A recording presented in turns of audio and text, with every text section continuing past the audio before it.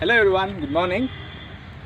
Today I would like to share something about the Middle Eastern crisis, which is ongoing crisis as of now. Recently we made a video on how Yemenis rebels have destroyed the Saudi Arabia's oil fields. So to understand what is the Middle Eastern conflict, we need to have a background about it. The entire Muslim world is divided into Shias and Sunnis, Shia being 15% of the total world's Islamic population and 85% being the Sunni population. And Iran is the showpiece or the leader of the Shia population, and Saudi Arabia being the leader of all the Sunnis. Till 1979, everything was perfect. USA, the big brother, was having very good relations with both Iran and Saudi Arabia. All of a sudden, a religious leader by name Khamenei made a statement that USA is the satanic force of whole world. That started the spark. So the situation became worse. In 1990, Iraq, led by Saddam Hussein, he has raided the oil fields in Kuwait. So then United Nations organization, led by United States of America, has started the first Gulf War in 1990. By 2001, the situation turned very worse that Osama bin Laden, he has hit the World Trade Center, and after that Pentagon, all these attacks has happened. We all know this. By 2003, USA had a strong resolution to dethrone Saddam Hussein. So there came the picture called the Second Gulf War. So the situation became even more worse that by 2005 there were sanctions on Iran that they have started a nuclear program to acquire a nuclear weapon. From 2000 to 2007, Iran has started building its nuclear program projects. It's because the hint which it sought that it would be a threat to its country because of the growing and deepening crisis in the Iraq area and all the Middle Eastern countries. So by 2010 we see the Arab Spring happening in Tunisia, Libya, Syria, the worst things which has happened till 2013 and 14. But here, by 2012, Hassan Rouhani becomes the president of Iran. He is a very moderate person. He tells that we are being sanctioned on our exports and all these things. So better I would be coming to a good terms with Barack Obama administration.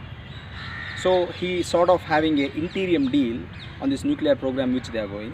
By the by, to understand about the nuclear program, unless and otherwise we enrich uranium 235, we won't get the nuclear energy. So there are two programs, like one is useful for the civilian purposes like generating electricity and all the civilian needs. But the other thing is a strategic kind of thing, so it's army related defense nuclear energy. Iran said that no, we would be enriching uranium only up to 3.7%, which is very good for the generation of electricity and all the other power needs, which is required as a civil nuclear deal. So it's basically a civil nuclear policy which would help the country grow up and meet their energy demands. So by 2015, Iran and other P5 countries like USA, UK, France, China and Russia, including Germany, they made a deal telling that okay, we would be reducing all our centrifuges useful for the nuclear energy, and also all the research, the stations which we have implanted for this nuclear energy, we will be modifying them into research stations. So all was well, but by 2017 when Donald Trump came into the picture, he and the Senate felt that we can't trust Iran anymore, so we are going to break the deal and come back out of the deal. But the other P5 countries said that no, nothing doing, we would be there, so we would ensure that the deal will be in place. It's simply like YSR Congress party, all the MLAs coming onto the stage telling that even if Jagan Mohan Reddy is out of party, we would be taking all the decisions. It's a joke, right? So we can't imagine Jagan Mohan Reddy out of the party and all the MLAs doing their work.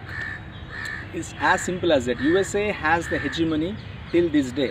though it got independence in 1773, since then it has been the world's superpower, world's economic power, strategic power. It negotiates all the deals from the back end. So by 2017 all these things happen, and Iran has made recently in 2019 a statement that we are going to again enrich uranium more than 3.7%. So it's again, the peace is in doldrums. So dear ladies and gentlemen, dear friends, we have to understand that if one country is threatened in that way, and if a country starts to threaten all other countries that it's going to enrich its nuclear energy proposals, so it will be a threat for whole mankind itself. So that is the turmoil which is happening now. And recent Yemenis Houthis who have rebelled against Saudi Arabia, USA has again ignited the spirit of Saudi Arabia, telling that this is your sovereignty issue, now you have to fight back, you have every right to defend yourself. So this is about the Middle Eastern crisis that has been happening since 60 or 70 years. So I hope it helps you. It would have given you some background about it. Have a great day, keep smiling and keep winning all the day. Bye bye.